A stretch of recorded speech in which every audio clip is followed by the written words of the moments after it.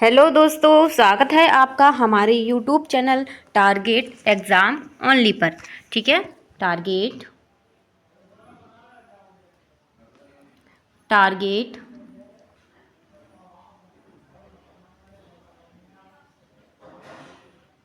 Exam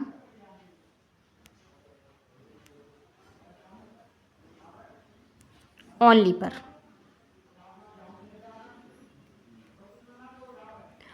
उम्मीद है आप सब बहुत अच्छे होंगे कि जैसे कि आपको पता है कि यूपी डीएलएड थर्ड सेमेस्टर वालों के लिए हम जो है राजन सीरीज की महा मैराथन क्लासेस लेके आए हुए हैं। और इस क्लासेस में आपके लिए जो है टोटल राजन सीरीज में सारी जो है बहुविकल्पीय अति लघु और सारे हम एक बार में एक क्लास में करा रहे हैं। ठीक है, और आप इन मैराथन्स को मिस ना करें, चाहे आप फर्स्ट सेमेस्टर के हों या आप थर्ड सेमेस्टर हों। ठीक है, तो दोनों के लिए हमने जो है महा मैराथन क्लासेस चला रखी हैं। ठीक है, तो ये हमारी थर्ड सेमेस्टर वाले बच्चों के लिए है। आज हम यहाँ पर अपने सारे बहुविकल्पीय प्रश्न कंप्लीट करेंगे एक ही क्लास में और अच्छे से करेंगे। और इसको आप ज़रूर देखें, एक बार देखें ज़रूर, क्योंकि इससे आपके जो है पेपर में जितने भी आपके क्वेश्चन आ रहे हैं उनको आप इजीली ठीक कर सकते हैं। ठीक है, क्योंकि अगर आप इस क्लास को देखेंगे तो कहीं ना कहीं आपकी मेमोरी में वो रहेगा। ठीक है, और रहेगा तो अगर आपको वो पेपर में आ रहा है तो यहाँ से आपके 5 नंबर पूरे पक्के होने वाले हैं। ठीक है, तो चलिए अब हम अपनी क्लास को स्टार्ट करते हैं। अगर हमारी क्लास में नए हैं तो चैनल को लाइक शेयर एंड सब्सक्राइब कर लीजिए और अपने बेल आइकन को अच्छे से प्रेस कर लीजिए ताकि आपको हमारी क्लास का नोटिफिकेशन टाइम टू टाइम मिल जाए और आप हमारी क्लास में रेगुलरली आ सकें और अपना एक अच्छा स्कोर डीएलएड में ला सकें। अब आपके पेपर के ज़्यादा दिन नहीं बचे हैं, टाइम टू टाइम पढ़िए, हर सब्जेक्ट का पढ़िए और जिस सब्जेक्ट में आप वीक हैं तो अब आपके पेपर के ज़्यादा समय नहीं बचा है, तो अब आप पढ़ाई में लगे रहिए, टाइम टू टाइम पढ़िए। और क्या है, हर सब्जेक्ट का एक टाइम बना लीजिए कि ये सब्जेक्ट मुझे 1 घंटा पढ़ना है और जिसमें आप वीक हैं उसको आप 2 घंटे दीजिए। ठीक है, उसको आप सुबह भी पढ़ें और शाम को भी पढ़ें। ठीक है, इससे आपको पेपर तक पूरी फुल तैयारी हो जाएगी। केवल आप बस एक बार वहाँ पर जब पेपर देने जाएंगे बस उसको सीन कर लें, देख लें सरसरी निगाहों से और फिर अपने पेपर को अच्छे से करके आएँ। ठीक है, तो ये क्लास मिस ना करें, इसमें सारे क्वेश्चंस, इससे आपकी प्रैक्टिस होगी कि आपको पता चलेगा कि आप कितनी तैयारी हो चुकी है और आपको किस क्वेश्चन में कंप्लीट हो रही है, उसी टॉपिक को आप उठा के पढ़ सकते हैं। ठीक है, तो चलिए देर ना करते हुए हम अपनी क्लास स्टार्ट करते हैं। देखेंगे हमारा पहला बहुविकल्पीय प्रश्न क्या होने वाला है।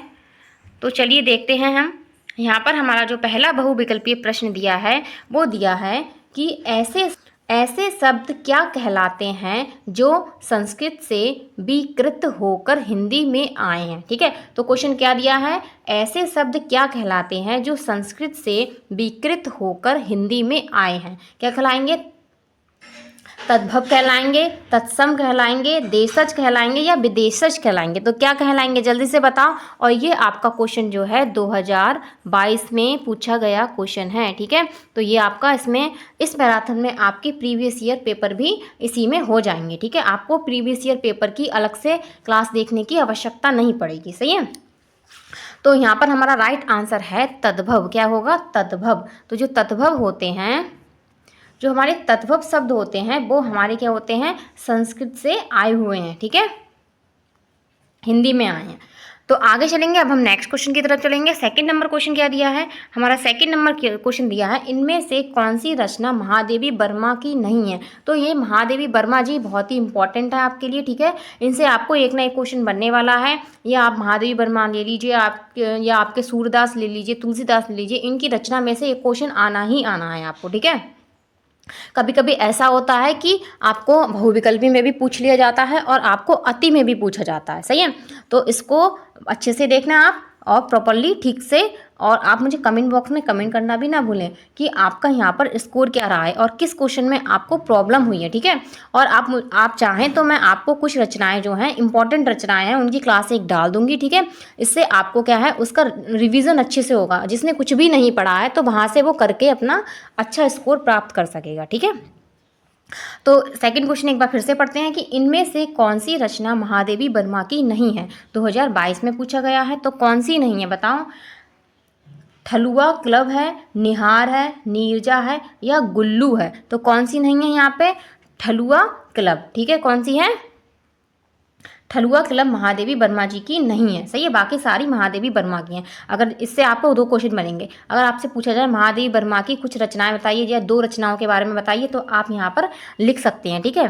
क्या लिख सकते हैं? निहर और नीरज और गिल्लू, ठीक है, ये लिख सकते हैं। आगे चलेंगे थर्ड क्वेश्चन की तरफ। थर्ड क्वेश्चन हमारा दिया है पूरी तरह से मना कर देना, इसके लिए सटीक मुहावरा है।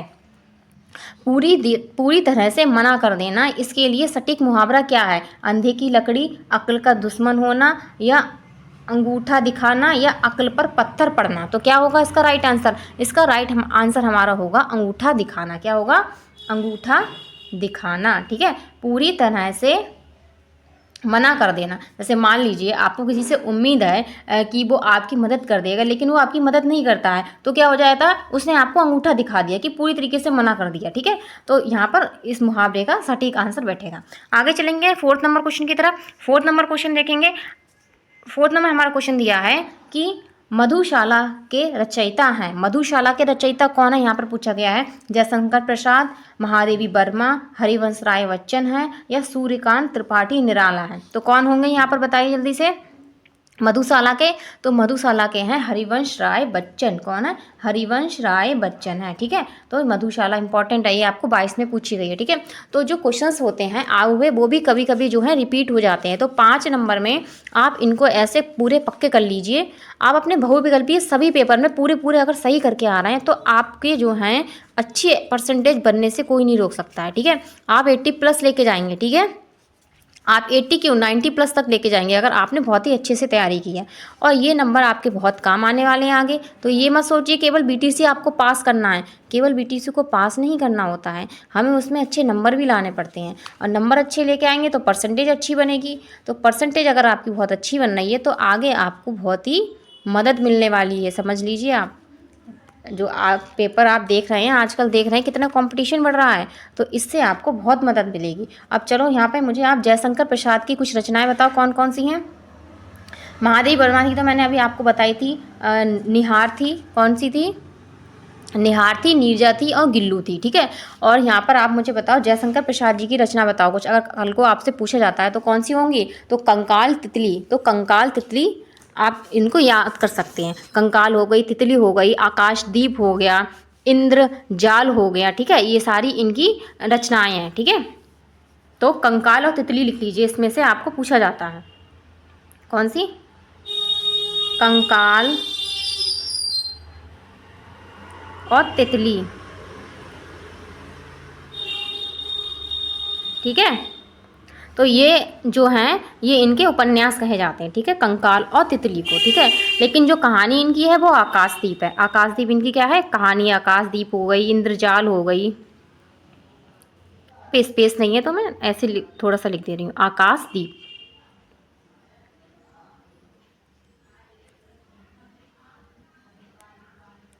ठीक है। तो ये हमारी जयशंकर प्रसाद की। महादेवी वर्मा की बताई दी मैंने आपको, नीरजा हो गई, निहिर हो गई, गिल्लू हो गई। कौन सी हो गई? नीरजा, निहिर और गिल्लू, ठीक है, इसको मैंने अभी बता दिया था।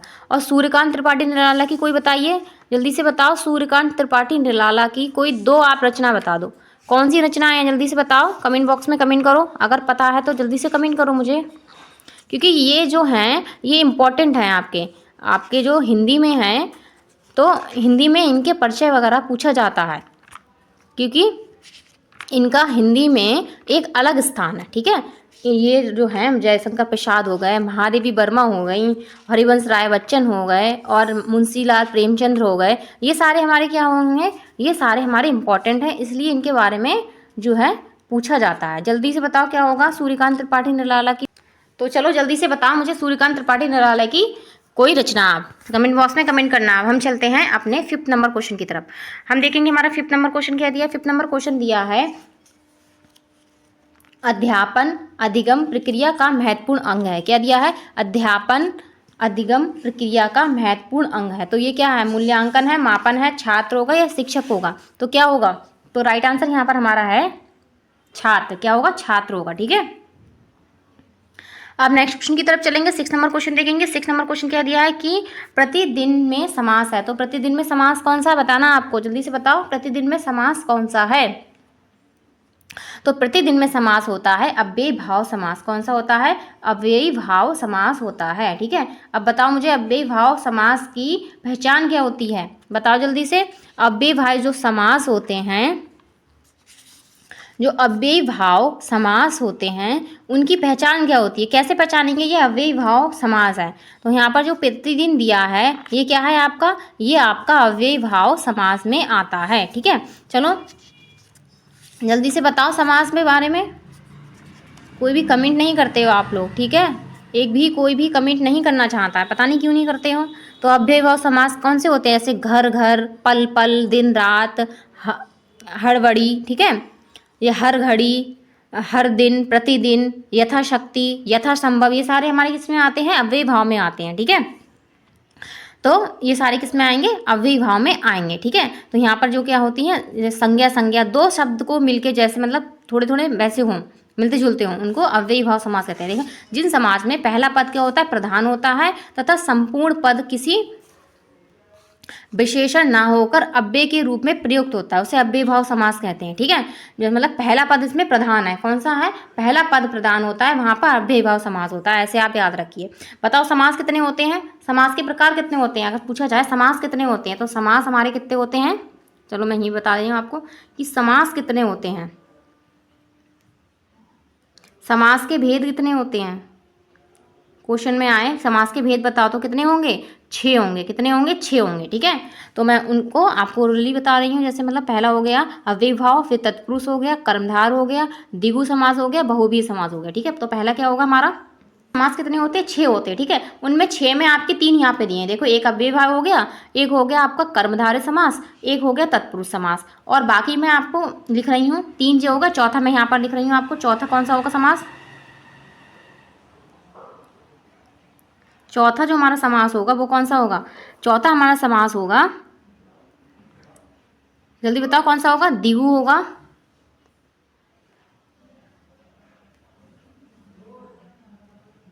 द्विगु समास,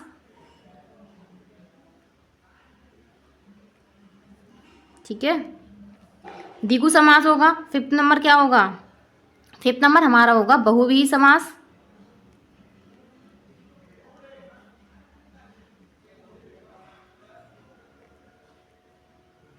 बहुव्रीहि समास होगा। ठीक है, और इसके बाद अगला कौन सा होगा? छठा होगा द्वंद्व समास। कौन सा होगा? द्वंद्व।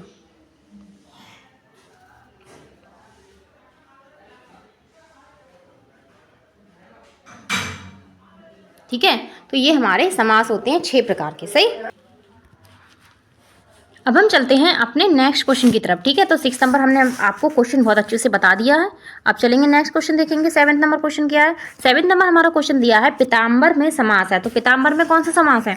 पीताम्बर में आपका बहुव्रीहि समास है। कौन सा समास है? बहुव्रीहि समास है। तो बहुव्रीहि समास की पहचान क्या होती है? बहुव्रीहि समास की यह पहचान होती है, इसमें ना पहला पद जो प्रधान होता है, ना दूसरा पद प्रधान होता है, इसमें कोई और पद प्रधान होता है। ठीक है, किसी और पद की प्रधानता होती है, वह आपका बहुव्रीहि समास होता है। ठीक है, आगे चलेंगे नेक्स्ट क्वेश्चन की तरफ। अगला क्वेश्चन देखेंगे। 8 नंबर क्वेश्चन क्या दिया है कि पंचवटी में समास है। तो पंचवटी में समास से आपको क्वेश्चन आना ही आना है, क्योंकि समास आपके पेपर में बहुत ही इंपॉर्टेंट है। ठीक है, तो समास आप अच्छे से पढ़ के जाइए उसको। ठीक है, तो देखेंगे कौन सा समास है पंचवटी में। पंचवटी में समास कौन सा है? द्विगु समास है। कौन सा समास है?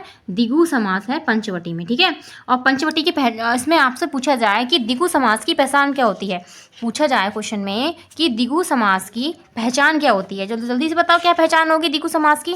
क्योंकि अगर अभी तक आपका कॉन्सेप्ट ही क्लियर नहीं है कि किस समास में कौन सी पहचान होती है, तो आप कर नहीं पाएंगे। ठीक है, तो मैं बता रही हूँ आपको द्विगु समास में क्या होता है। पहला पद क्या होता है? संज्ञावाची होता है, और दूसरे पद में क्या? कोई संज्ञा होती है। ठीक है, पहले पद में क्या होता है? इसमें जो पहला पद होता है,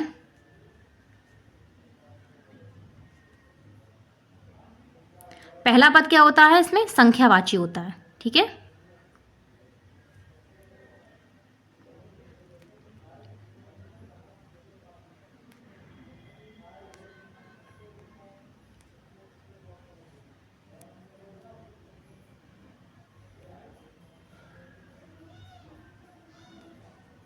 संख्यावाची होता है। ठीक है, और जो दूसरा पद होता है,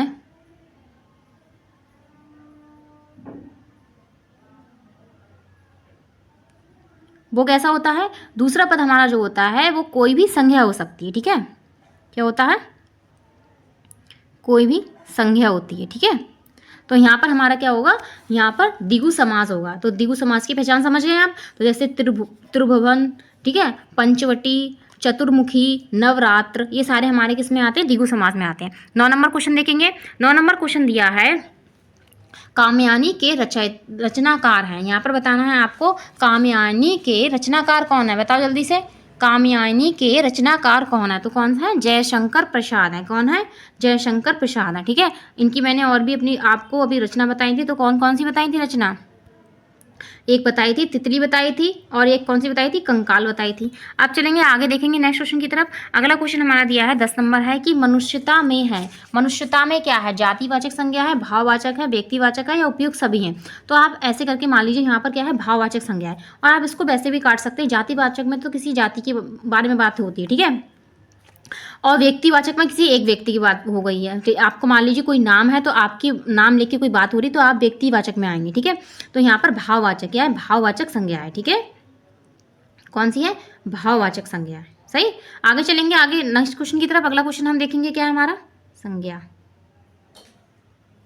अगला क्वेश्चन देखेंगे हमारा, अगला 11 नंबर क्वेश्चन दिया है कि पर्वत है। पर्वत क्या है, जातिवाचक है, व्यक्तिवाचक है, संज्ञावाचक है, या आपका भाववाचक है। तो पर्वत कैसा है, पर्वत हमारा होता है जातिवाचक। क्या होता है, जातिवाचक होता है, क्योंकि पर्वत जो है आपके नाम अलग अलग अगर नाम दे दिए होता, रॉकी पर्वत या कोई और पर्वत का नाम होता, तो वो आपका हो जाता है व्यक्तिवाचक में, ठीक है, क्योंकि वहाँ पे उसको एक नाम दे दिया गया, ठीक। आगे चलेंगे अगले क्वेश्चन की तरफ। अगला क्वेश्चन देखेंगे, 12 नंबर क्वेश्चन दिया है वायु का पर्यायवाची है। तो वायु का पर्यायवाची बताओ क्या है, हवा है, पवन है, अनिल है, उपयुक्त सभी है। तो क्या होगा, ये सभी हमारे वायु के पर्यायवाची हैं, ठीक है। अगर आपको क्वेश्चन में आता है बहुविकल्पीय में ना आए, अति में आ जाए कि वायु के पर्यायवाची बताइए 2-3, तो यहाँ पर आप बता सकते हैं हवा, पवन और अनिल, ठीक है। अनिल आप याद रखें, अनिल बहुत पूछा जाता है।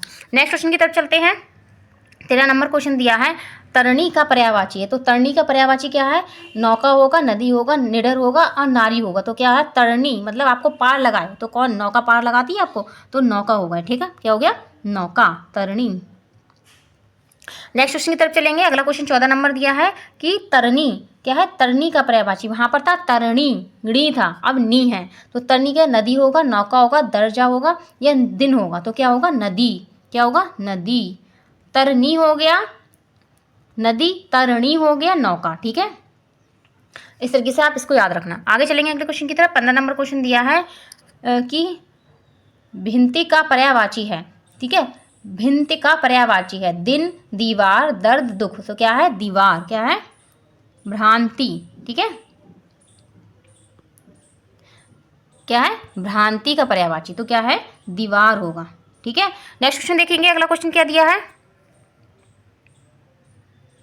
हमारा अगला क्वेश्चन है 16 नंबर है कि देवेंद्र में संधि है, गुण संधि, यण संधि, वृद्धि संधि या अयादि संधि। तो देवेंद्र में कौन सी संधि है, इसमें संधि है आपकी गुण संधि, ठीक है। क्या संधि है, गुण संधि है देवेंद्र में, ठीक है। और बता जल्दी इसका संधि विच्छेद करो। अगर आ गया आपसे क्वेश्चन में कि देवेंद्र का संधि विच्छेद क्या होगा, तो कैसे करेंगे, बताओ भाई। देवेंद्र का संधि विच्छेद कैसे करेंगे, तो क्या होगा, जल्दी से कमेंट बॉक्स में कमेंट करो। और क्लास अच्छी लग रही है तो लाइक शेयर एंड सब्सक्राइब भी करते रहें, और अपने बेल आइकन को अच्छे से प्रेस करें ताकि आपको हमारी क्लासेस का नोटिफिकेशन टाइम टू टाइम मिल जाए, ठीक है। और आप क्लास में प्रॉपरली आ सकें और अच्छे से अपनी प्रिपरेशन कर सकें। जल्दी से बताओ, कमेंट बॉक्स में कमेंट करो। अब मैं इसका आंसर नहीं बताने वाली हूँ आपको कि देवेंद्र का क्या होने वाला है, जल्दी से बताओ। किसी को भी नहीं पता है, किसी को पता ही नहीं देवेंद्र का पर्यायवाची क्या मतलब कि संधि विच्छेद कैसे होगा। तो क्या होगा, देव प्लस इंद्र। क्या होगा, देव प्लस इंद्र, ठीक है, देवेंद्र, ये होगा संधि विच्छेद इसका। आगे देखेंगे, अगले क्वेश्चन की तरफ चलेंगे। अगला क्वेश्चन दिया है 9 2 11 होना। क्या होना, 9 2 11 होना, भाग जाना। ये तो सभी को पता होगा कि 9 2 11 होना, भाग जाना, ठीक है। अगला क्वेश्चन देखेंगे, 18 नंबर क्वेश्चन दिया है ऊंची दुकान फीका पकवान। क्या है, ऊंची दुकान फीका पकवान। तो इसका क्या होगा, इसका अर्थ होगा हमारा बाहर दिखावा करना, ठीक है। जो बाहरी दिखावा करते हैं उनके लिए ये कहावत होती है, ठीक है, कि बाहर से तो दिखते हैं ये बहुत ही अच्छे हैं लेकिन अंदर से वो बहुत ही अच्छे इंसान नहीं होते हैं। 19 नंबर क्वेश्चन देखेंगे। 19 नंबर दिया है आँख दिखाना। अगर आप कोई आँख दिखा रहा है तो क्या कर रहा है वो, आपको मान लो डांट रहा है, प्रेम कर रहा है, आँख का इलाज कर रहा है, या सभी कर रहा है, तो क्या है, डांट रहा है। आँख दिखाना, जैसे मान लो आप कुछ गलत कार्य करते हैं, मतलब क्लासेस में हम जब क्लास में होते हैं कुछ गलत बोल दिया, गलत कर दिया, तो क्या मैडम आँख दिखा देती थी, तो क्या करती थी, ऐसे डरा दिया आँखों से हमें। सही। अगला क्वेश्चन देखेंगे। अगला क्वेश्चन क्या दिया है, 20 नंबर। 20 नंबर हमारा क्वेश्चन दिया है उस काल मारे क्रोध से तन कांपने उसका लगा, मानो हवा के बेग से बहता हुआ सागर जगा। क्या है, उस काल मारे क्रोध में तन कांपने उसका लगा, मानो हवा के बेग में बहता हुआ सागर जगा। तो इस वाक्य में अलंकार है, बताना है कौन सा अलंकार है इसमें। तो इसमें अलंकार है कौन सा, उत्प्रेक्षा। ठीक है, कौन सा है, उत्प्रेक्षा अलंकार है इसमें। ठीक है, आगे चलेंगे अगले क्वेश्चन की तरफ। अगला क्वेश्चन देखेंगे क्या है। अगला क्वेश्चन हमारा दिया है मुख चांद के समान है। क्या है, मुख कैसा है, चांद के समान है, तो कहाँ है, उपमा हो गया। क्या हो गया, उपमा हो गया। कहते हैं किसी से उपमा कर दी। क्या है, मुख कैसा है, चांद के समान है। ठीक है, तो ये इसका आंसर होगा, क्या होगा, उपमा अलंकार है यहाँ पर। आगे चलेंगे अगले क्वेश्चन की तरफ। अगला क्वेश्चन क्या दिया है, 22 नंबर दिया है तरनी तनुजा तट तमाल तरुबर भई छाए। क्या है, तरनी तनुजा तट तमाल तरुबर भई छाए। तो ये इसमें कौन सा अलंकार है, ठीक है, जल्दी बताओ कौन सा है, इसमें अनुप्रयास अलंकार है। कौन सा है, अनुप्रयास अलंकार है। ठीक है, तो इस तरीके से आपको क्वेश्चन आ सकते हैं। आगे चलेंगे अगले क्वेश्चन की तरफ। अगला क्वेश्चन दिया है स्वागतम का संधि विच्छेद है। तो स्वागतम का संधि विच्छेद क्या होगा, बताओ कैसे करेंगे इसका संधि विच्छेद। आ होगा, बा होगा, सा होगा या दा होगा। तो इसका राइट आंसर क्या होगा, दा होगा। सु प्लस क्या होगा, सु प्लस आगतम, स्वागतम। ठीक है, ये वाला सा जो है वो आधा हो जाता है। ठीक है, क्या हो जाता है, आधा हो जाता है। आगे चलेंगे अगला क्वेश्चन देखेंगे। अगला क्वेश्चन हमारा दिया है निश्चल का संधि विच्छेद है। निश्चल का संधि विच्छेद है, तो क्या होगा, निश्चल का हमारा आ वाला होगा। ठीक है, क्या होगा, आ वाला होगा। ये वाला शा जो होता है आपका, ये वाला जो शा है ये कैसा है, आधा है। इसका क्या हो गया, इसको विसर्ग में चेंज कर देते हैं। क्या है, विसर्ग में, और ये आपकी विसर्ग संधि है। ठीक है, अगला क्वेश्चन देखेंगे। अगला क्वेश्चन दिया है कि यथाशक्ति में समास। अभी मैंने आपको बताया था, तो यथाशक्ति में बताओ कौन सा समास है। यथाशक्ति में कौन सा समास है, द्विगु समास है। कौन सा, द्विगु समास है। ठीक है, यथाशक्ति में द्विगु, यथाशक्ति में बताओ कौन सा समास, जल्दी से बताओ कौन सा होगा। तो यथाशक्ति में हमारा अव्ययभाव समास है। कौन सा समास है, यथाशक्ति में अव्ययभाव समास होता है। नेक्स्ट देखेंगे अगला क्वेश्चन। अगला क्वेश्चन दिया है 26 नंबर, काला घोड़ा दौड़ रहा है। तो क्या है, काला घोड़ा दौड़ रहा है। इसमें काला क्या है, बताओ, विशेषण है, क्रिया है, सर्वनाम है, या कुछ नहीं है। तो क्या आएगा, विशेषण है। कैसा है, घोड़ा काला है, इसकी क्या है, विशेषता है।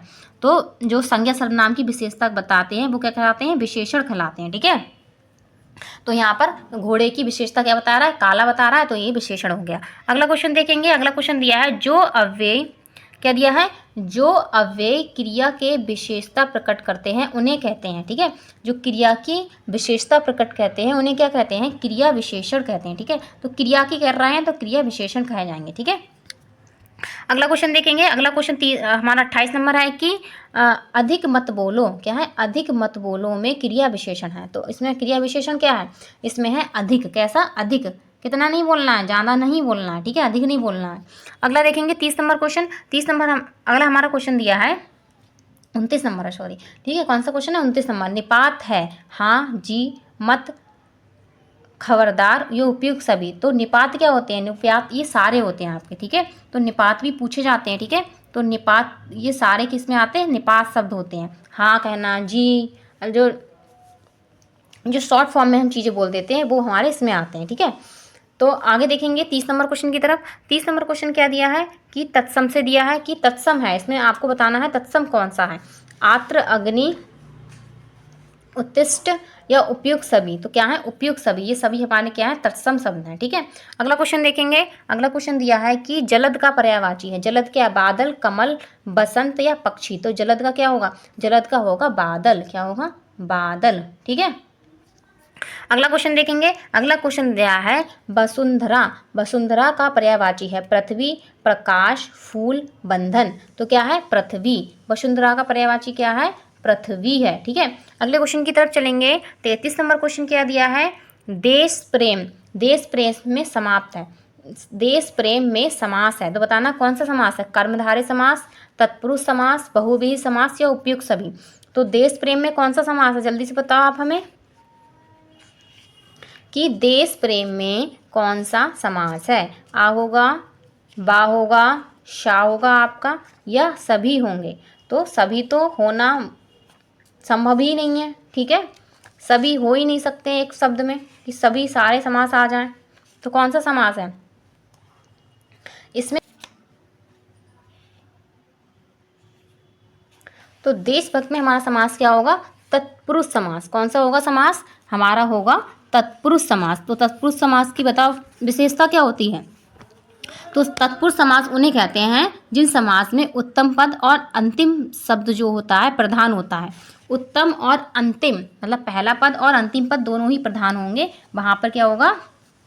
तत्पुरुष समास होगा। जैसे राजा का पुत्र और राजपुरुष, ठीक है, ये सारे होते हैं इसमें। ठीक है, और देश प्रेम। ठीक है, आगे चलेंगे अगले क्वेश्चन की तरफ। अगला क्वेश्चन क्या दिया है? तो इसका हमारा आंसर क्या होने वाला है? तत्पुरुष समास। ठीक है, अब अगला क्वेश्चन हम देखेंगे। अगला क्वेश्चन हमारा दिया है दशानन में समास है। क्या है? दशानन में समास है। तो कौन सा समास है? दशानन में बहुव्रीहि समास है। ठीक है, क्योंकि यहाँ पर संख्या का वर्णन हो रहा है। ठीक है, क्या पहले पद में संख्या है। आगे चलेंगे अगले क्वेश्चन की तरफ। अगला क्वेश्चन दिया है आत्मा। आत्मा उपसर्ग किस शब्द में नहीं है? ठीक है, जो आत्मा उपसर्ग है वो किस शब्द में नहीं दिया ये बताना है। परमात्मा में, आत्मनिर्भर में, आत्मसम्मान में या आत्मीय में। अब आपको ये पता होना चाहिए उपसर्ग कहाँ लगते हैं। उपसर्ग पहले लगते हैं कि बाद में लगते हैं? बताओ जल्दी से, उपसर्ग पहले लगेंगे या बाद में लगेंगे? तभी आप इसका आंसर बता सकते हैं। तो इसका आंसर वैसे राइट क्या है? इसमें है परमात्मा। तो परमात्मा में क्या है? उपसर्ग नहीं है। ठीक है, तो उपसर्ग पहले लगते हैं शब्द के। क्या पहले? इसमें लगा है आत्मनिर्भर, ठीक है, और इसमें लगा है आत्मसम्मान, ठीक है, और इसमें लिखा है आत्मीय। ठीक है, तो इसमें सब में क्या लगे हैं? उपसर्ग लगे हैं। तो नहीं पूछा है तो आत्मा। नेक्स्ट क्वेश्चन देखेंगे। अगला क्वेश्चन दिया है, अगला क्वेश्चन क्या दिया है? भीति का पर्यायवाची है। क्या है? भीति का पर्यायवाची डर है, दीवार है, डाकू है, ठग है। तो क्या है? डर। डर क्या है? भीति का पर्यायवाची है। ठीक है, नेक्स्ट क्वेश्चन देखेंगे। अगला क्वेश्चन हमारा दिया है तालाब का पर्यायवाची है। तालाब का पर्यायवाची क्या है इसमें? तो यहाँ पर तालाब का पर्यायवाची क्या है?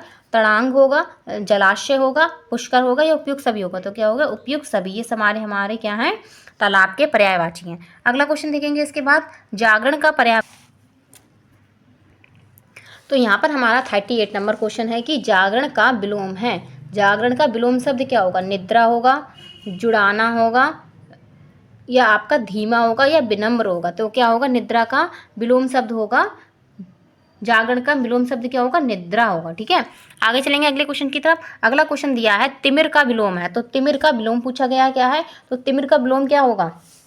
ज्योति होगा, अंधकार होगा, दानव होगा या मानव होगा। तो क्या होगा? ज्योति होगा। तिमिर का विलोम क्या होता है? ज्योति। अगला क्वेश्चन देखेंगे। अगला क्वेश्चन दिया है नवरात्र में।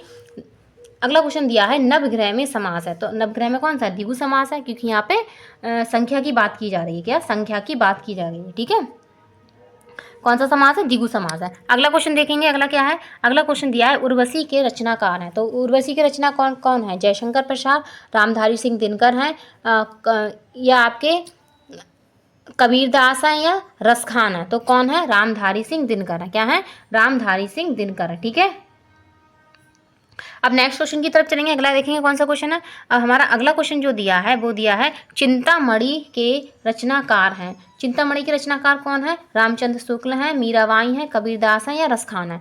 तो चिंतामणि के कौन है? चिंतामणि के हैं रामचंद्र शुक्ल हैं। ठीक है, क्या है? रामचंद्र शुक्ल जो हैं वो चिंतामणि के हैं। ठीक है, कौन है?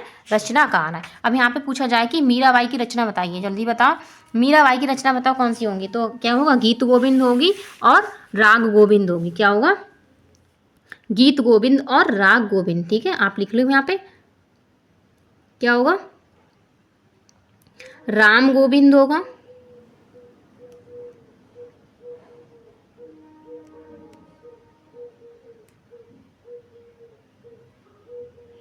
राम गोविंद होगा और गीत गोविंद होगा।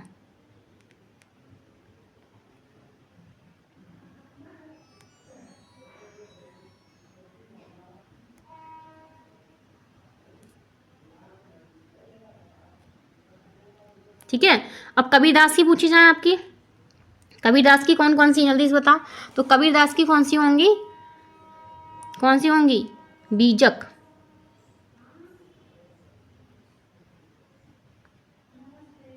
बीजक।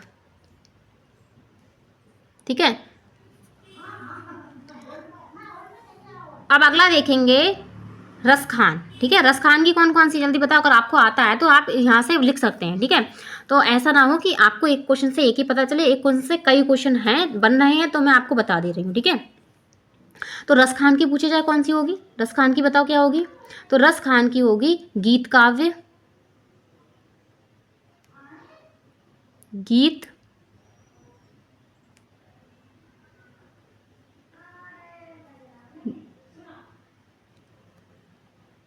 गीत काव्य, और दूसरी कौन सी होगी, अगली होगी प्रेम वाटिका। ठीक है, क्या होगी? प्रेम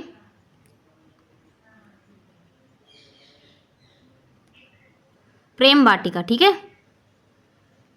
सही।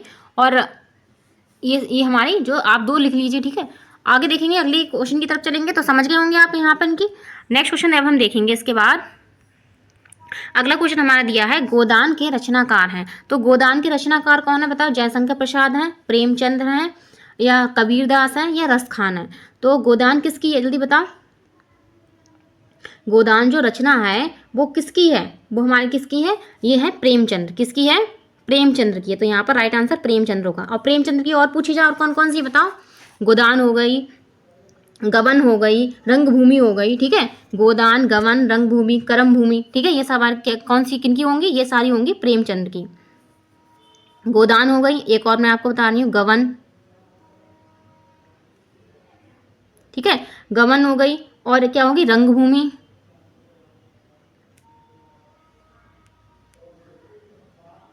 रंगभूमि। ठीक है, और क्या होगी? और जल्दी बताओ क्या होगी? और हिंदी है, हिंदी और कर्म भूमि। क्या है? हिंदी हो गई। ठीक है, तो ये होंगी। और कबीरदास की पूछी जाए, कबीरदास की बताओ। बता, मैंने भी बताई आपको, बीजक है। ठीक है, रस खान की भी मैंने अभी आपको बता दी, और जयशंकर की भी हम करते चले आ रहे हैं, जयशंकर प्रसाद जी की। तो जयशंकर प्रसाद की कौन सी, जल्दी से बताओ। कमेंट बॉक्स में कमेंट करो, कोई भी कमेंट नहीं कर रहा है, गलत बात है। ठीक है, तो कमेंट करिए, आप मुझे बताइए कि हाँ आपको पता है, एक दो जो भी पता है बताइए। जयशंकर प्रसाद की क्या होगी? तितली होगी। क्या होगी? तितली होगी। ठीक है, तितली हो गई। और कौन सी होगी जो जो पूछी जाती है जहाँ तक? ठीक है, वो मैं आपको बता रही हूँ। तितली हो गई, आंसू हो गई।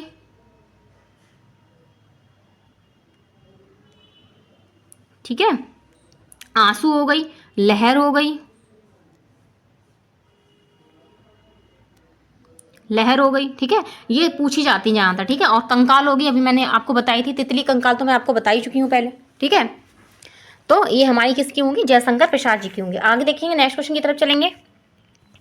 अब हम अगला क्वेश्चन देखेंगे, 44 नंबर है कि देश विदेश में समास है। तो देश विदेश में कौन सा समास है, बताओ जल्दी से। देश विदेश में समास बताना है आपको, कौन सा समास है, जल्दी से बताइएगा। तो देश विदेश में समास है, द्वंद्व समास है। क्या है? द्वंद्व समास है। तो द्वंद्व समास की पहचान क्या होती है, जल्दी बताओ। द्वंद्व समास की पहचान ये होती है कि इसमें योजक चिन्ह लगा होता है। क्या होता है?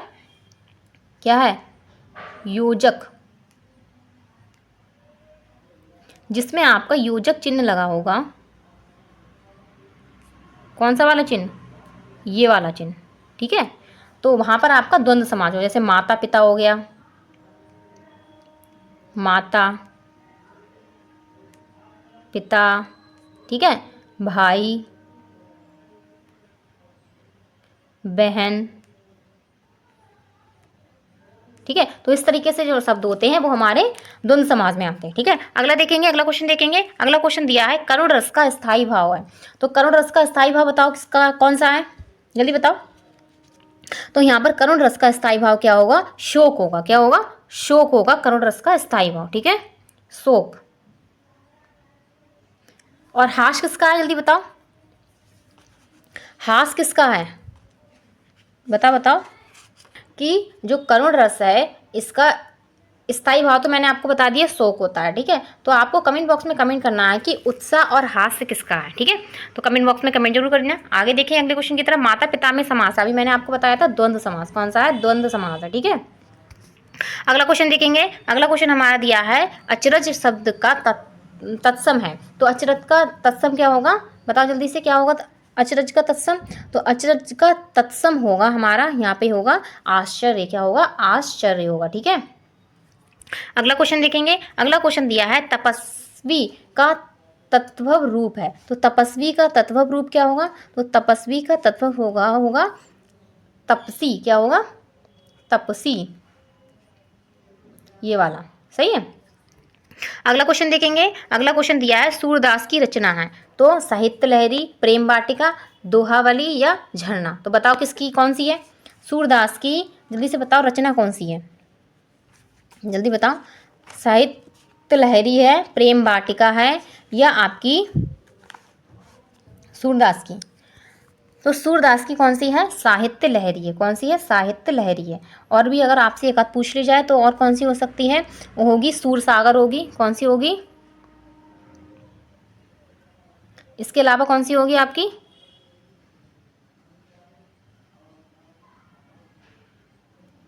सूर सागर, और कौन सी होगी, और यहाँ पर होगी आपकी सूर रसनावली, ठीक है, सूर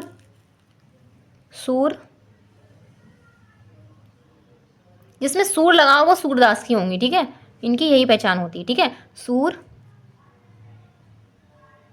सारावली, ठीक है, ये इनकी हो गई। और प्रेम वाटिका किसकी, बताओ जल्दी से, कमेंट बॉक्स में कमेंट करो। प्रेम वाटिका किसकी है, दोहावली किसकी है, दोहावली किसकी है, जल्दी बताओ, दोहावली किसकी है। तो दोहावली तुलसीदास जी की है, किसकी है, तुलसीदास जी की है। और प्रेम वाटिका किसकी है, ये तो मैं आपको बता रही हूँ, ये किनकी है, तुलसीदास।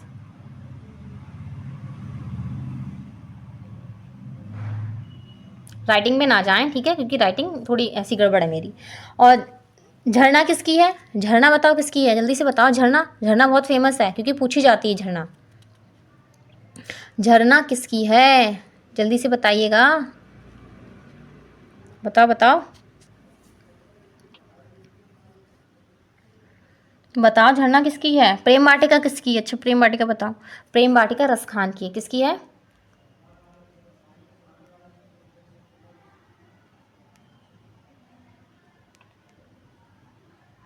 रसखान की है। और इसको कमेंट बॉक्स में कमेंट करना, झरना किसकी है। आपको कमेंट बॉक्स में मुझे कमेंट करके बताना है कि झरना जो है वो किसकी है, ठीक है, सही है। आपको समझ में आ रही है क्लास, समझ में आ रही है तो कमेंट भी कीजिए, और क्या कहते हैं अपने दोस्तों को शेयर कर सकते हैं, और लाइक भी करना। और इससे क्या होगा, आप कमेंट करेंगे तो मेरा मोटिवेशन जो है बढ़ेगा, कहीं ना कहीं मुझे लगेगा कि हाँ आप देख रहे हैं, आपको क्लासेस समझ में आ रही हैं, तो नेक्स्ट क्लास में मैं और अच्छे से आपको वहाँ पर देने की कोशिश करूँगी, ठीक है, कि आप अच्छे से उसको कर पाएँ, ठीक है। तो झरना किसकी है, जल्दी से बताओ, किसी ने भी कमेंट बॉक्स में अभी तक कमेंट नहीं किया है, तो किसकी होगी झरना। इस तरीके से अगर आपको क्वेश्चन आएगा तो आप वहाँ पर कैसे करेंगे, अगर आप यहाँ पर चारों ऑप्शन आपको पता होंगे तो अगर इनमें से कोई भी आ जाता है तो उसको आप अच्छे से कर पाएंगे वहाँ पर, ठीक है, क्या है उसको कर पाएंगे, सही है। अब हम चलेंगे अपने नेक्स्ट क्वेश्चन की तरफ। चलिए, आपने नहीं बताई मुझे झरना कौन किसकी होती है, ये आपको क्वेश्चन है आपके लिए और आपको बताना है मुझे, ठीक है। नेक्स्ट देखेंगे, इसके बाद हम क्वेश्चन क्या दिया है हमारा, इसके बाद अगला हमारा क्वेश्चन दिया है 50 नंबर है कि प्राथमिक स्तर पर बच्चों में भाषा के विकास किया जाना चाहिए। प्राथमिक स्तर पर बच्चों में भाषा का विकास किया जाना चाहिए तो वर्णमाला के द्वारा, लेखन के द्वारा, या आपका वार्तालाप के द्वारा, सुलेख के द्वारा, या कैसे करना चाहिए, ठीक है। तो राइट आंसर इसमें क्या होगा, इसमें हमारा राइट आंसर होगा वर्णमाला के द्वारा। किसके द्वारा, वर्णमाला के द्वारा हम कर सकते हैं, ठीक है। अगला क्वेश्चन देखेंगे। अगला क्वेश्चन हमारा दिया है कि रात्रि का पर्यायवाची नहीं है, ठीक है। रात्रि का पर्यायवाची, पर्याय का मतलब यही होगा कि पर्यायवाची नहीं है। तो यामिनी, विभावरी, रैन या आपका होगा सौदामिनी। तो क्या होगा, सौदामिनी नहीं होगा, ठीक है। सौदामिनी रात का नहीं है, ठीक है। अगला देखेंगे, आगे देखेंगे। अगला क्वेश्चन दिया है कि विमुख का विपरीतार्थ शब्द है। तो विमुख का क्या होगा, विमुख का विपरीत क्या होगा, उन्मुख होगा। क्या होगा, उन्मुख होगा, ठीक है। अगला क्वेश्चन देखेंगे। अगला क्वेश्चन हमारा क्या दिया है, अगला क्वेश्चन हमारा दिया है आंखें खोलना मुहावरा का अर्थ है। आंखें खुलना मुहावरे का अर्थ है, क्या है, आंखें खुलना मुहावरे का अर्थ है, क्या है, होश में आना। क्या है, होश में आना, ठीक है। आपकी आंखें खुल गई, आप होश में आ गए, ठीक है। आगे चल देंगे अगले क्वेश्चन की तरफ। अगला क्वेश्चन दिया है अत्यधिक शब्द में प्रयुक्त उपसर्ग है। तो अत्यधिक में कौन सा उपसर्ग लगा है, जल्दी बताओ।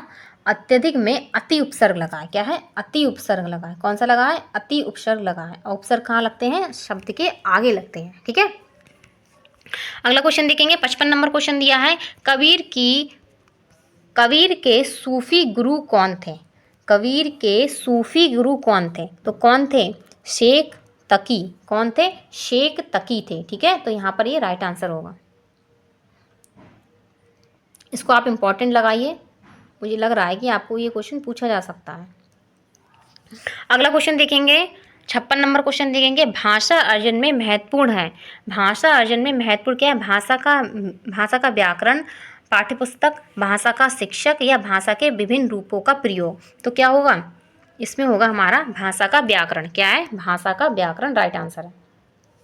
अगला क्वेश्चन देखेंगे। अगला क्वेश्चन दिया है पत्र पत्रिका भाषा सीखने में। तो क्या होता है, पत्र पत्रिका भाषा सीखने में बड़ों को पढ़ने की वस्तु है, साधन है, बाधक है या त्रुटियों को बढ़ावा देती है। तो क्या करती हैं पत्र पत्रिकाएं, क्या इसका पूरा कंप्लीट करना है आपको। तो क्या होगा, यहाँ पर होगा साधन है। क्या है, साधन है, ठीक है। क्या है, साधन है। आगे देखेंगे अगला क्वेश्चन। अगला क्वेश्चन दिया है भाषा स्वयं में क्या है, एक विषम मात्रक है, संप्रेषण का एकमात्र साधन है, एक नियमबद्धता व्यवस्था है या एक जटिल चुनौती है। तो भाषा स्वयं में क्या है, भाषा स्वयं में क्या है, हमारा जो है एक नियमबद्ध व्यवस्था है। क्या है, एक नियमबद्ध व्यवस्था है, ठीक है।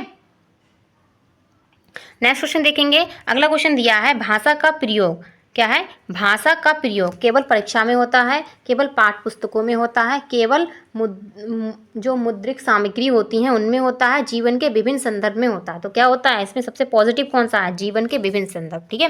तो यही हमारा राइट आंसर होगा, ठीक है। नेक्स्ट क्वेश्चन की तरफ चलेंगे।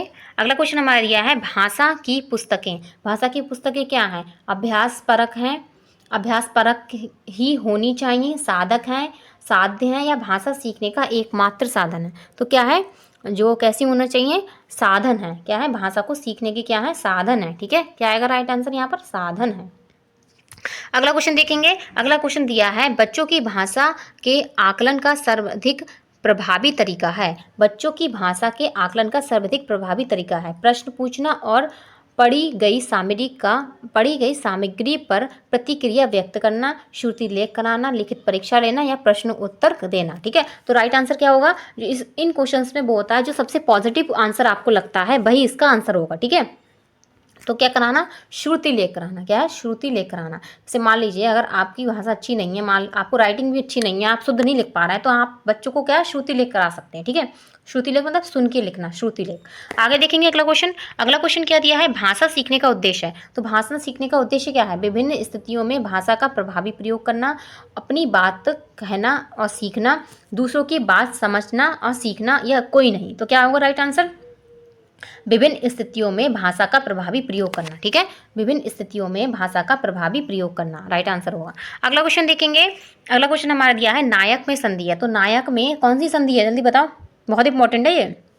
नायक हो गया, नायिका हो गया, ठीक है, नयन हो गया, ये सारे आपको आते हैं। तो नायक में कौन सी है, यह है अयादी संधि है। कौन सी संधि है, अयादी संधि है। अब जल्दी से बताओ अयादी संधि की पहचान क्या, ठीक है। चलो चलते हैं नेक्स्ट क्वेश्चन की तरफ हम, ठीक है। तो यहाँ पर नायक का क्या होगा, अयादी संधि होगी।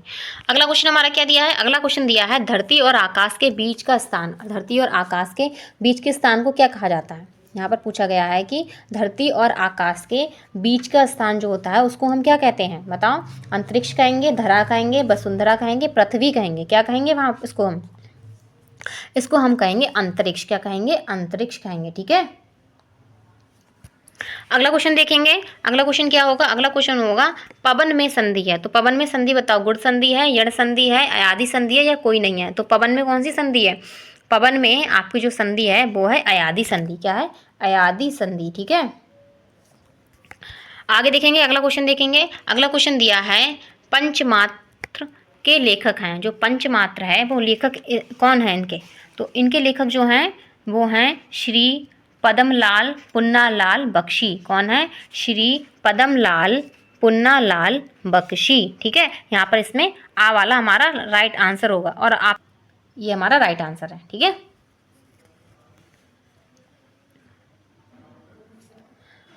और इसके बाद यहाँ पर आपसे पूछे गए हैं वाजपेयी, ठीक है। तो वाजपेयी की आपको कुछ पता है तो बता सकते हैं आप।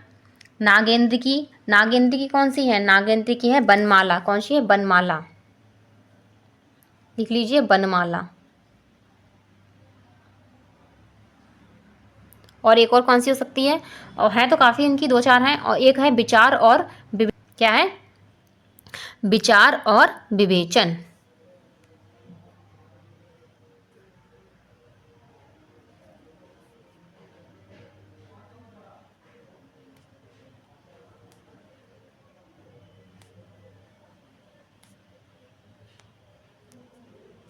विचार और विवेचन, ठीक है। और मिश्र जी की कौन सा है, यहाँ पे आपको बताना है कि जो मिश्र जी हैं उनकी कौन सी है, ठीक है। डॉक्टर विद्या निवास मिश्र, ठीक है। क्या नाम है इनका, डॉक्टर विद्या निवास मिश्र। इनकी कौन सी है, इनकी आपकी होगी जो इनकी रचनाएं हैं, दो चार लिख लीजिए, अगर आ जाती है तो आप लिख सकते हैं, ठीक है। कदम, क्या है, कदम की फूली डाल,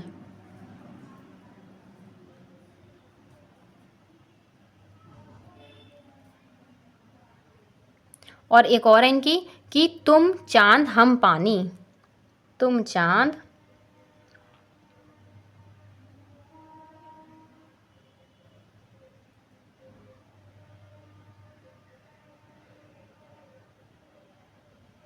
हम पानी, ठीक है। तुम चांद हम पानी। और एक कौन सी है, एक और लिख लीजिए इनकी, इनकी है बंजारा मन। क्या है,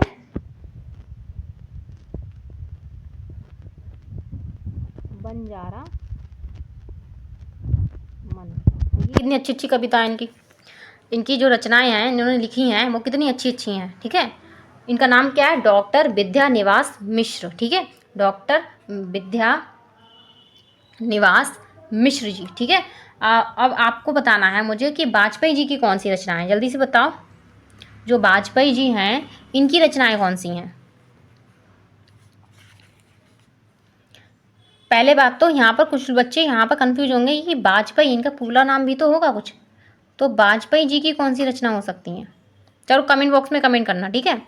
ये आपको कमेंट बॉक्स में कमेंट करना है। मैं इसलिए इस बार इतने क्वेश्चंस आपको कर रही हूँ कि दे रही हूँ कि मुझे पता तो चले कि आप देख रहे हैं या नहीं देख रहे हैं, और देख भी रहे हैं तो किस एंगल से देख रहे हैं आप, ठीक है। केवल बस जल्दी जल्दी देखते जा रहे हैं या क्या है, ठीक है। तो हम आगे चलते हैं अगले क्वेश्चन की तरफ। यहाँ से आपके काफ़ी क्वेश्चंस बन चुके हैं, ठीक है। तो कोई भी अगर आपको आता है तो वो लिख सकते हैं। नेक्स्ट क्वेश्चन देखेंगे इसके बाद हम अपना।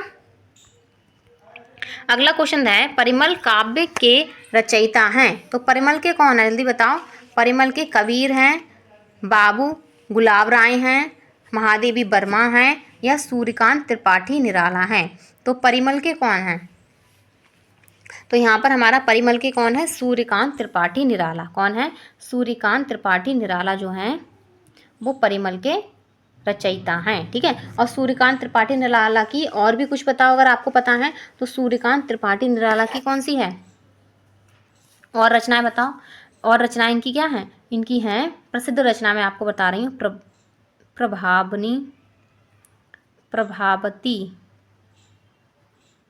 क्या है, प्रभावती हो गई, और क्या होगी, अप्सरा हो गई, क्या हो गई,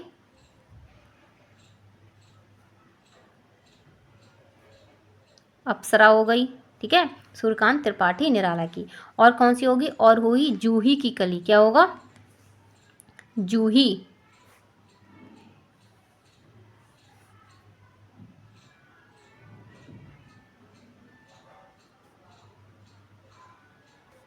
कली, ठीक है। और इसके बाद और क्या हो सकती हैं, अनामिका, क्या होगी, अनामिका,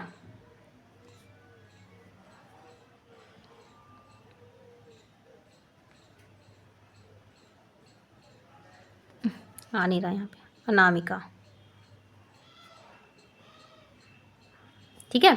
तो ये इनकी हैं। महादेवी वर्मा को मैंने आपको बताई थी कौन कौन सी हैं महादेवी वर्मा की, ठीक है, अभी बताई थी मैंने आपको कि महादेवी वर्मा जी की कौन कौन सी रचनाएं हैं। कबीरदास की मैंने बताई आपको, कबीरदास की बीजक बताई थी मैंने आपको, ठीक है। और महादेवी वर्मा की कौन सी बताई थी, जल्दी बताओ, महादेवी वर्मा की भी मैंने आपको बताई हैं। तो महादेवी वर्मा की आप लिख लीजिए, दीपशिखा, कौन सी है,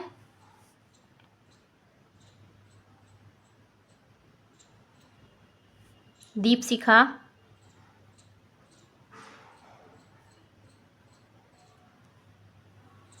एक दीपशिखा हो गई, ठीक है। और क्या होगी, निहार हो गई, कौन सी,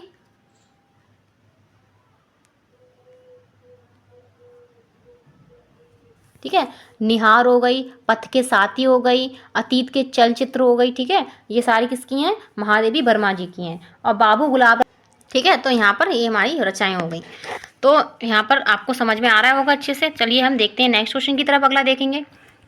अगला क्वेश्चन हमारा दिया है, अंधे के हाथ बटेर लगना, अंधे के हाथ, क्या है, अंधे के हाथ में बटेर लगना, तो क्या होगा, राइट आंसर इसमें क्या होगा, तो इसमें हमारा राइट आंसर होगा अंधे के हाथ बटेर लगना, मतलब कि बिना कुछ किए फल की प्राप्ति, ठीक है, बिना कुछ किए फल की प्राप्ति, ठीक है। अगले क्वेश्चन की तरफ चलेंगे। अगला क्वेश्चन हमारा दिया है यहाँ पर, दूध का दूध पानी का पानी से क्या तात्पर्य है, गुणगान करना, पानी, दूर की बात, सच्चा न्याय, तो क्या होगा, सच्चा न्याय, दूध का दूध पानी का पानी होना, ठीक है, बिल्कुल क्लियर हो जाना बात को।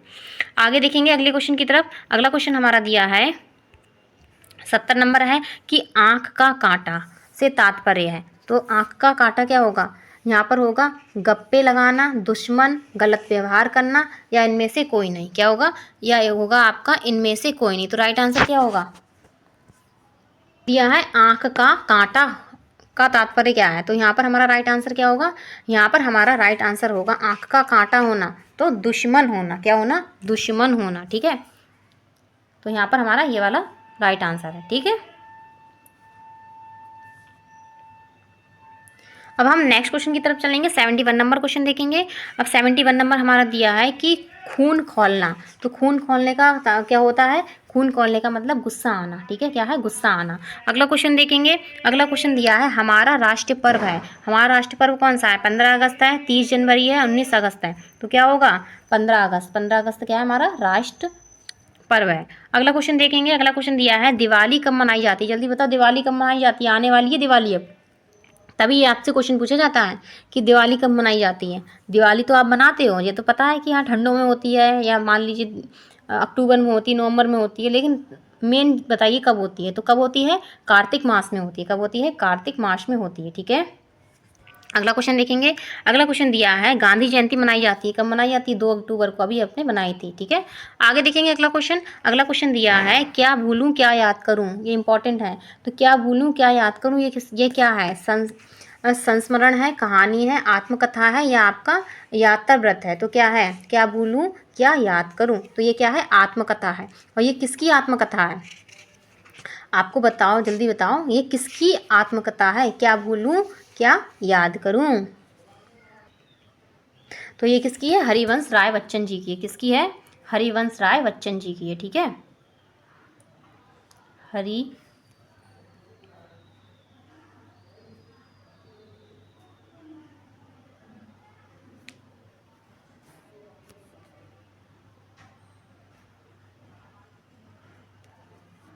हरिवंश राय बच्चन जी की है। क्या भूलूं क्या याद करूं, क्या है, आत्मकथा है। आगे चलेंगे और आपसे पूछे जाए हरिवंश राय बच्चन जी की और कौन सी है, मधुशाला भी हमने पढ़ा था, ठीक है। और नीड़ का निर्माण क्या है, नीर का निर्माण, ठीक है, बसेरे से दूर, नीर का निर्माण, फिर यह सब किसकी है, हरिवंश राय बच्चन की है। अगला क्वेश्चन देखेंगे, अगला क्वेश्चन दिया है मुंशी प्रेमचंद की वह रचना जो अधूरी रह गई थी। तो मुंशी प्रेमचंद की वह रचना जो अधूरी रह गई थी, जिसको वो कंप्लीट नहीं कर पाए थे, ठीक है, तब तक उनकी मृत्यु हो गई थी, ठीक है। तो वो कौन सी रचना है, मंगलसूत्र है, करबला है, रंगभूमि है या कर्मभूमि है। तो राइट आंसर क्या होगा इसमें, राइट आंसर इसमें होगा मंगलसूत्र। कौन सी है, मंगलसूत्र, ठीक है। ये कंप्लीट नहीं कर पाए थे, ठीक है, बाकी सारी इन्हीं की हैं। आगे देखेंगे अगले क्वेश्चन की तरफ। अगला क्वेश्चन दिया है कि घड़ी साज क्या होगा, घड़ी साज होगा, ठीक है। क्या होगा, घड़ी साज, पड़ी साज नहीं है, वो माफ़ कीजिएगा, टाइपिंग मिस्टेक है।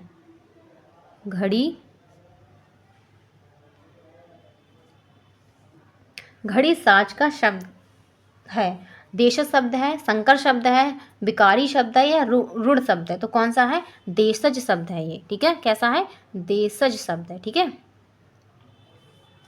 अगले क्वेश्चन की तरफ चलेंगे। अगला क्वेश्चन देखेंगे क्या दिया है। अगला क्वेश्चन हमारा दिया है रसाल पर्यायवाची शब्द है। तो रसाल का पर्यायवाची क्या होगा, कोयला का, पान का है, आम का है या सगा भाई का। तो क्या है, रसाल किसको कहते हैं, आम को कहते हैं, जिसके अंदर रस होता है। अगला क्वेश्चन देखेंगे। अगला क्वेश्चन क्या दिया है, अगला क्वेश्चन दिया है जिसका जन्म पहले हुआ हो। तो क्या है, अग्रज, क्या होगा, अग्रज होगा। जिसका जन्म पहले हो जाता है वो कौन कहलाता है, वो हमारा क्या कहलाता है, अग्रज कहलाता है। सही। आगे चलेंगे, अगला क्वेश्चन देखेंगे। अगला क्वेश्चन दिया है आँख का अंधा नाम नयन सुख, लोकोक्ति है। तो आँख का अंधा नाम नयन सुख है, तो इसका क्या होगा, इसका होगा गुड़ के विरुद्ध नाम होना, ठीक है, गुण के विरुद्ध नाम होना।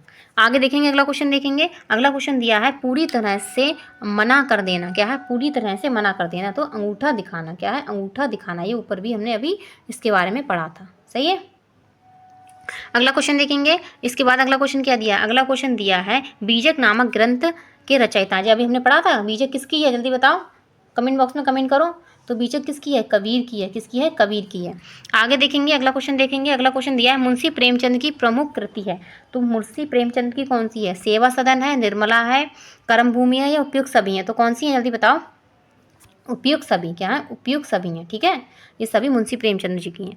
आगे चलेंगे, अगला क्वेश्चन देखेंगे। बिहारी सर्वश्रेष्ठ कवि थे, किसके थे, भक्ति काव्यधारा के, रीति काव्यधारा के, आधुनिक काल के थे या प्राचीन काल के थे। तो किसके थे, जो बिहारी जी थे वो थे रीति काल के थे। क्या थे, रीति काल थे, ठीक है।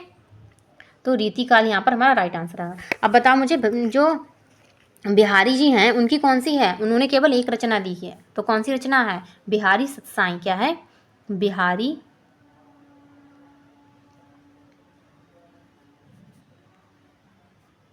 सत्साई, ठीक है। और इसके बहुत सारे पार्ट्स हैं, ठीक है, इसमें बहुत सारे अध्याय दिए हुए हैं इसमें। अगले क्वेश्चन की तरफ चलेंगे। अब हम देखेंगे 85 नंबर क्वेश्चन, ठीक है। 85 नंबर हमारा क्वेश्चन दिया है भिक्षुक में प्रत्यय है। तो भिक्षुक में प्रत्यय कौन सा है, बताओ। तो प्रत्यय बाद में लगते हैं, तो उक, क्या है, उक प्रत्यय है। कौन सा प्रत्यय है, उक प्रत्यय है, ठीक है। अगला क्वेश्चन देखेंगे। अगला क्वेश्चन क्या दिया है कि लघु शब्द का विपरीतार्थ है। तो लघु शब्द का विपरीत क्या होगा, ठीक है। तो लघु शब्द का विपरीत क्या होगा, दीर्घ होगा, ठीक है। क्या होगा, दीर्घ होगा, ठीक है। अब अगले क्वेश्चन की तरफ चलते हैं। अगला क्वेश्चन देखेंगे। अगला क्वेश्चन दिया है पूरब और पश्चिम के बीच की दिशा कही जाती है। पूरब और पश्चिम के बीच की दिशा क्या कहते हैं। जैसे मान लीजिए आपका ये डायरेक्शन है, ये तो होता है ना। तो ये उत्तर हो गया, दक्षिण हो गया, पूरब हो गया, पश्चिम हो गया, ठीक है। तो इसके जो बीच की दिशा होगी इसको हम क्या कहेंगे, ये वाली जो दिशा है इसको क्या कहेंगे हम, इसको हम क्या कहेंगे, जल्दी बताओ। इसको हम कहेंगे ईशान। क्या कहेंगे, ईशान कहेंगे, ठीक है। तो राइट आंसर क्या होगा, ईशान होगा, ठीक। तो नेक्स्ट क्वेश्चन की तरफ चलेंगे। नेक्स्ट क्वेश्चन क्या होगा? अब हमारा नेक्स्ट क्वेश्चन दिया है ऊँट का तत्सम शब्द है, क्या है? तो ऊँट का तत्सम शब्द क्या होगा? जल्दी से बताओ, क्या होगा? ओष्ठ होगा, ठीक है, क्या होगा? ओष्ठ होगा, ठीक है। अगले क्वेश्चन की तरफ चलते हैं। अगला क्वेश्चन क्या दिया? अगला क्वेश्चन दिया है पत्थर का पर्यायवाची है। तो पत्थर का पर्यायवाची क्या होता है? तो पत्थर का पर्यायवाची होता है शिलाखंड। क्या होता है? शिलाखंड होता है, ठीक है। अगला क्वेश्चन दिया है 90 नंबर दिया है। 90 नंबर दिया है राजा का पर्यायवाची है सेनापति, नृत्य, किसान, मंत्री। तो राजा का पर्यायवाची क्या होगा? राजा का प्रजा जो पर्यायवाची होगा वो होगा नृप। क्या होगा? नृप होगा, ठीक है। अगला क्वेश्चन देखेंगे। अगला क्वेश्चन दिया है रचना का अर्थ है कि निर्माण, सजाना, नवदृष्टि या उपयुक्त सभी। तो रचना का अर्थ क्या होता है? उपयुक्त सभी, ठीक है, उपयोग सभी। आगे देखेंगे अगला क्वेश्चन। अगला क्वेश्चन 92 नंबर है कौन सी बर्तनी शुद्ध होगी? तो कौन सी बर्तनी शुद्ध है यहाँ पर आपको बताना है। तो शुद्ध अशुद्ध बर्तनी भी आपको आएंगी, ठीक है। तो यहाँ पर शुद्ध बर्तनी कौन सी है? त्यांज्या। क्या है? त्यांज्या, ठीक है, ये शुद्ध बर्तनी है। आगे देखेंगे अगले क्वेश्चन की तरफ। अगला क्वेश्चन दिया है 93 नंबर है रचना के आधार पर क्रिया के कितने भेद हैं? तो रचना के आधार पर क्रिया के 5 भेद होते हैं। कितने भेद होते हैं? 5 भेद होते हैं, ठीक है। तो यहाँ पर हमारा 5 राइट आंसर है। आगे देखेंगे अगला क्वेश्चन है। अगला क्वेश्चन दिया है गुफा का तत्सम शब्द है। तो गुफा का तत्सम शब्द क्या होगा? गुहा होगा। क्या होगा? गुहा होगा, ठीक है। गुफा को पहले हम क्या कहते थे? गुहा कहते थे, ठीक है। अगला क्वेश्चन देखेंगे। अगला क्वेश्चन क्या दिया है? अगला क्वेश्चन दिया है माता का तत्सम शब्द है। माता का क्या होगा? बताओ जल्दी से। माता का तत्सम शब्द क्या होने वाला है? तो माता का है मातुल। क्या है? मातुल, ठीक है। अगला क्वेश्चन देखेंगे। अगला क्वेश्चन दिया है कि आंचल का विलोम है। आंचल का विलोम बताओ क्या होगा? आंचल का विलोम होगा साचल, ठीक है, साचल। अगला क्वेश्चन देखेंगे। अगला क्वेश्चन दिया है जंगम। जंगम का विलोम शब्द है। तो जंगम का क्या होगा? स्थावर। क्या होगा? स्थावर होगा, ठीक है। अगला क्वेश्चन देखेंगे। इसके बाद नेक्स्ट क्या दिया है? नेक्स्ट क्वेश्चन दिया है 98 नंबर है एक अनार सी बीमार। एक अनार सी बीमार लोकोक्ति का अर्थ है। एक अनार 100 बीमार होगा, सी बीमार नहीं होगा। एक अनार, ये हमारी टाइपिस्ट तो पता नहीं कहाँ रहते हैं। 100 बीमार, ठीक है, 100 बीमार। तो क्या होगा? मूर्ख में थोड़ा बुद्धिमान, किसी की कमाई खाए कोई दूसरा, जरूरत ज़्यादा वस्तु कम, या इनमें से कोई नहीं। तो राइट आंसर क्या होगा? कि ज़रूरतें तो ज़्यादा हैं लेकिन क्या है? वस्तुएं कम हैं, ठीक है। जैसे मान लीजिए आपके पास पैसे तो कम हैं लेकिन आपके खर्चे बहुत सारे हैं। तो आगे देखेंगे अगला क्वेश्चन। अगला क्वेश्चन दिया है हाथ साफ करना लोकोक्ति का अर्थ है कि हाथ साबुन से धोना, हाथ कपड़े से रगड़कर पोंछना, या सदा एक सी दशा में रहना, या वस्तु चुरा लेना। तो हाथ साफ करना, क्या करना? हाथ साफ करना मतलब वस्तु को चुरा लेना, ठीक है। आगे देखेंगे अगला क्वेश्चन। अगला क्वेश्चन दिया है 100 नंबर है कि मानक हिंदी का मूल आधार कौन सी बोली है? मानक हिंदी की जो मूल आधार है वो बोली कौन सी है? तो कौन सी है बताओ जल्दी से। तो वो हमारी है खड़ी बोली। कौन सी है? खड़ी बोली है, ठीक है। तो ये आपको क्वेश्चन 2018 में पूछा गया है, 2018 में पूछा गया है, ठीक है। अगला क्वेश्चन देखेंगे 101 नंबर क्वेश्चन है। 101 नंबर क्वेश्चन दिया है कि दिए गए विकल्प में कौन सा सरस्वती का पर्यायवाची नहीं है, ठीक है। भारती, वीणावाणी, शारदा या भार्गवी। तो कौन सा नहीं है? यहाँ पर राइट आंसर होगा भार्गवी। क्या है? भार्गवी नहीं है। अगला क्वेश्चन देखेंगे 102 नंबर है। 102 नंबर दिया है कि परशुराम की प्रतीक्षा के रचनाकार हैं। तो परशुराम की प्रतीक्षा के रचनाकार कौन है? ये है रामधारी सिंह दिनकर। कौन है? रामधारी सिंह दिनकर जी हैं, ठीक है, रामधारी सिंह दिनकर। अब बताओ मुझे रामधारी सिंह दिनकर की कुछ और भी कृतियाँ बताओ क्या हो सकती हैं? रामधारी सिंह दिनकर की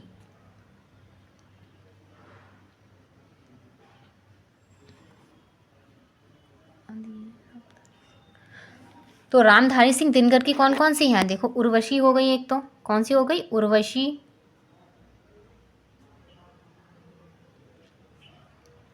और कौन सी होगी रामधारी सिंह दिनकर की? कुरुक्षेत्र हो गई। क्या हो गई?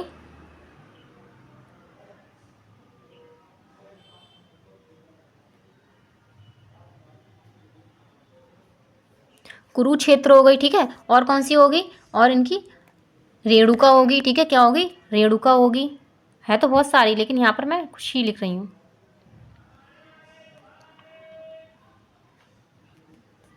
रेणुका हो गई, ठीक है। और इनकी कौन सी है? और इनकी है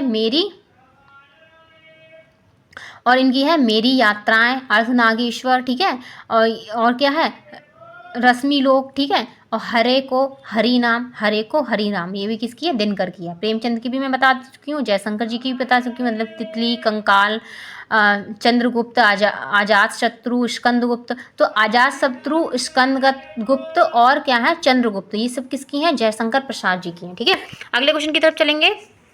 अगला क्वेश्चन दिया है, प्रत्येक शब्द में प्रयुक्त उपसर्ग है। तो प्रत्येक शब्द में प्रयुक्त उपसर्ग कौन सा है, यहाँ पे बताना है आपको।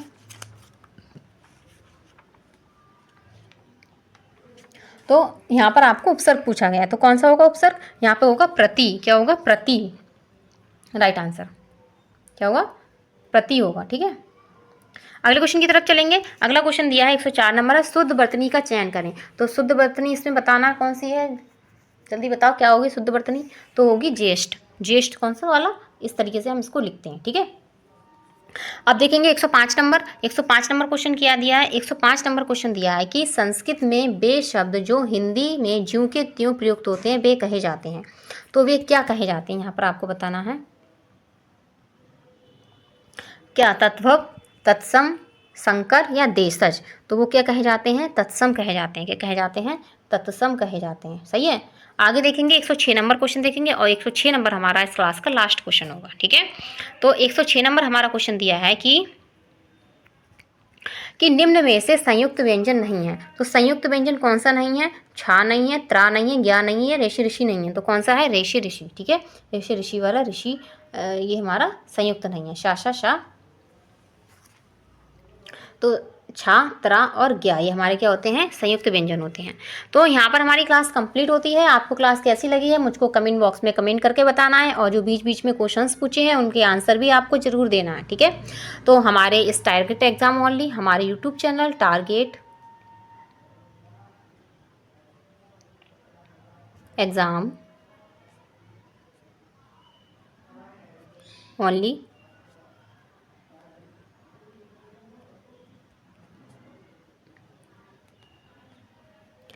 हमारे टारगेट एग्जाम ओनली पर ऐसे ही बने रहिए और अच्छी से अच्छी क्लासेस देखते रहिए और अपने डीएलएड में एक अच्छा स्कोर लेके आइए, ठीक है। तो यहाँ पर आप हमारी क्लास को लाइक शेयर एंड सब्सक्राइब करते रहिए। हमारी क्लास को लाइक शेयर और सब्सक्राइब करिए ताकि हमारे यूट्यूब चैनल से जो है और भी लोग जुड़ सकें और अपने डीएलएड में एक अच्छा स्कोर प्राप्त कर सकें। और आप मुझे कमेंट करना ना भूलें कि आपको यहाँ पर कौन कौन से क्वेश्चंस जो हैं टफ लगे हैं, और जिनके क्वेश्चन मैंने पूछे हैं उनका मुझसे आपसे आंसर चाहिए, ठीक है। तो सबके आंसर मुझे मिलने चाहिए, इससे मुझे पता चलेगा कि आपकी कितनी तैयारी है और कौन कौन बच्चा सीरियस होकर हमारी क्लासेस को देख रहा है, सही है। तो आज के लिए बस इतना ही। कल की नेक्स्ट क्लास में मैं फिर से हाजिर होंगी आपके सामने। तो ओके, धन्यवाद, कीप वॉचिंग।